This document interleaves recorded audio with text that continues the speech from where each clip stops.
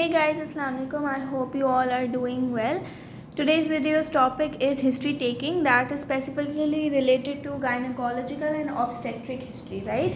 And I have posted a detailed video on my YouTube channel. This is just a short version of it. In the detailed version, I've explained each and every point very clearly, that how will you ask the history of the patient in Urdu, right? And how will you enhance your communication skills with the patient. So if you haven't watched that video and you need its link, I'm gonna add it in the description box so you can watch it. And this video is just for review purposes, that you just cram this video before your exam and you are aware how to take the history.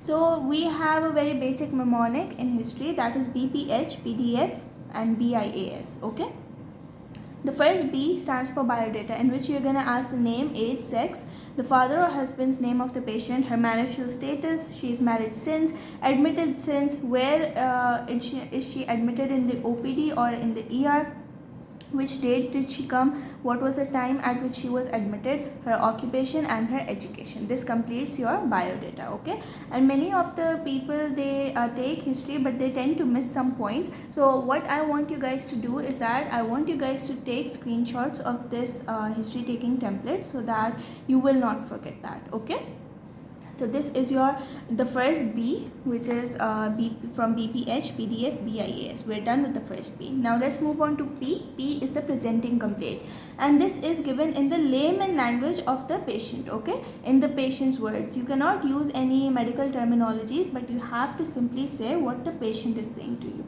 Next, you move on to history of presenting complaint, and in that, for pain, you will use this criteria Socrates. What does Socrates means? This is another mnemonic in order to learn how you can classify the pain. Okay, you will first ask about the site, the onset. C stands for character, R stands for radiation, where does the pain radiate, A is association, what is it associated with, time duration. Then you will move on to exacerbating and the relieving factors. It means that what happens, how is the pain increased, and relieving means how is the pain decreased. Do you use any ointments or any tablets or whatever to decrease the pain? Then S is the severity, whether the severity is high or whether the severity is low. So we have done H as well. We were done with the first part, BPH. Now we move on to the PDF part.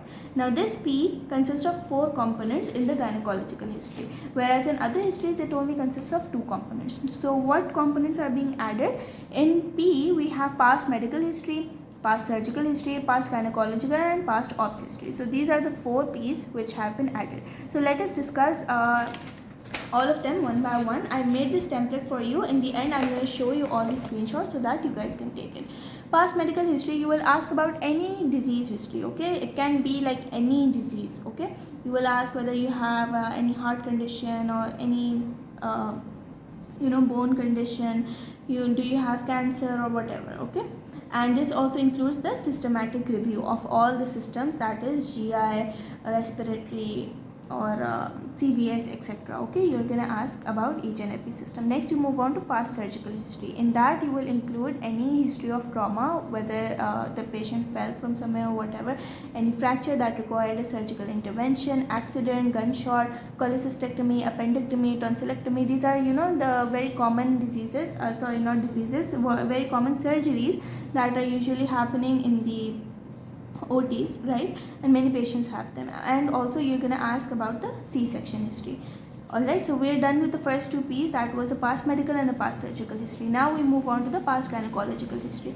First, you're going to ask about the age of menarche. What is menarche? Menarche is when the girl has her first menstrual period, right? So you're going to ask about her age. Then you will ask about the last menstrual period, when did she get her last period, the duration of her cycle, the days in which her cycle repeats. Okay, like in 30 days or 28 days, right? And duration of her cycle like 5 days, 7 days. Now what is a menstrual flow? Is it scanty, heavy, or is it moderate? Then you will ask about the number of pads which she used in a day. Does she have to wake up at night to change her pad? You're going to ask this. You will ask about the history of clots, the history of pain, which is also known as dysmenorrhea during menstruation or cramps, right? Next, you will ask about the intermenstrual bleeding, that if her cycle is of 30 days, does she bleed in between her cycle, right? So you're going to ask about the past gynecological history. Next, we move on to the history of vaginal discharge. You will ask about the color, the texture, the smell of vaginal discharge if there is any, and you will ask about the staining on undergarments, You will ask about history of pap smear, the use of contraceptives which the patient has used. Either they are oral contraceptives or they are IV. Okay, by vaccine. Now we move on to the next P, which is the past obstetric history. First, you're going to make this kind of a table in which you write down the name of babies. Here you're going to mention 1, 2, 3, 4. For example, a patient has 4 babies, right? You're going to mention their gender, the mode of conception, which was either natural, it was forceps assisted, it was by a midwife, or was it at a hospital setting, or it was a total C-section. And what was the type of anesthesia that was given? That was whether it is a general anesthesia or it was just a spinal or epidural. Okay, next you will mention about the first trimester, second and third trimester, right? What happened in the first trimester? Were there any complications? Were there any symptoms? Were there something that deteriorated your health, right? So you will write down about all of this in the patient's words, that what were the conditions, for example, any history of nausea, vomiting, fever or rashes which happened during all these 3 semesters. And also you will also write about the spontaneous conception or planned for every baby. You will ask whether the baby was planned or whether it just came spontaneously. Next you will ask about the GPLA criteria. G is for the gravidity, the number of times the woman got pregnant. P is the parity, which is the number of fetus live, the number of viable births after 24 weeks. L is for live births, and A is for the abortions which happened.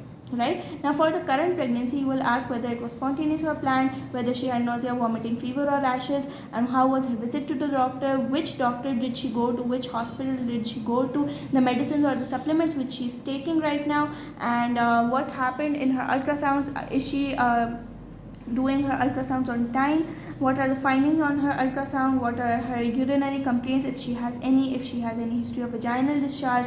And you're going to ask her if the pregnancy was checked at home via strip test or it was checked at hospital, right? Next you will ask her about the history of hypertension or diabetes, and you will also calculate her EDD. What is EDD? It is the expected date of delivery if the patient is pregnant, right? So in that you will simply put in the LMP. LMP is the last menstrual period when the patient got her last menstrual bleed, and you will add 7 days to it and also 9 months to it. For example, if the patient's date is 14 March, right? So you're going to add 7 to 14, right? 14 plus 7 days, and March is the 3rd month, so 3 plus 9, you're going to add 9 months to it. So 14 plus 7 equals, I think it's 21.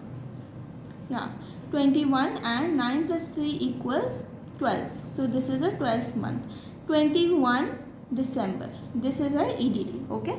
Next you're gonna calculate. Next you're gonna ask her about any antepartum, post or intrapartum complications, any pain during sex, and if the baby is born. So you will ask if the baby is alive and healthy, if the baby is crying, right? And also you're gonna ask her about the breastfeeding. Has the baby fed, and has the baby been fed, and how is the baby, and everything regarding that, if there is any issue about the baby.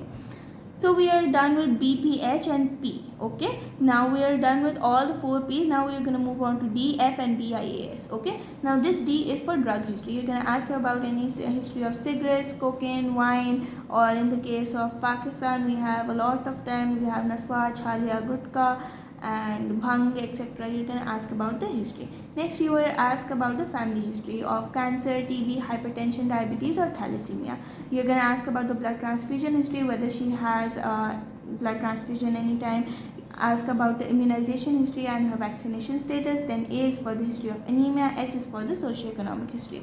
Now in socioeconomic history we have several components to ask. First we will ask about her father or husband's occupation, the number of breadwinners which she has in her house, the number of rooms, number of people which she lives with, if her house is rented or owned, the address of her house, any sewage history or any history of pollution, water, whether she uses mineral water or tap water, her gas supply, and also any history of abuse or domestic violence. So this is her socioeconomic status.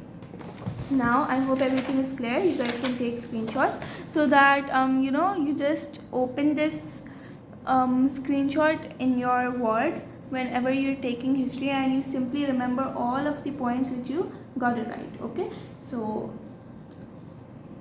kindly pause the video and start taking screenshots. If you have any queries, you can definitely mention them in the comment section. I'll be happy to answer them. And also, if you have any queries or any suggestions or any anything which you want me to make a video on related to MBBS, kindly let me know, so I'm gonna cater your thing.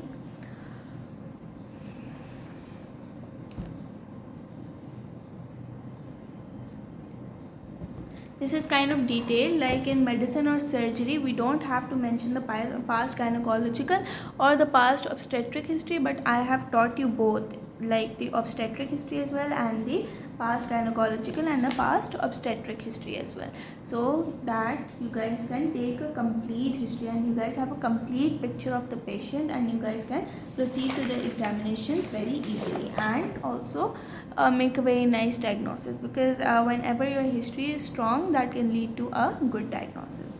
Okay, so this was all for today, and I will add the link of the long video in the description, like how do you approach a patient in Urdu, right? So I'm gonna add this link in the description box. Do check that out, and if you like this video, kindly like my channel and also subscribe. Thank you so much. Allah Hafiz.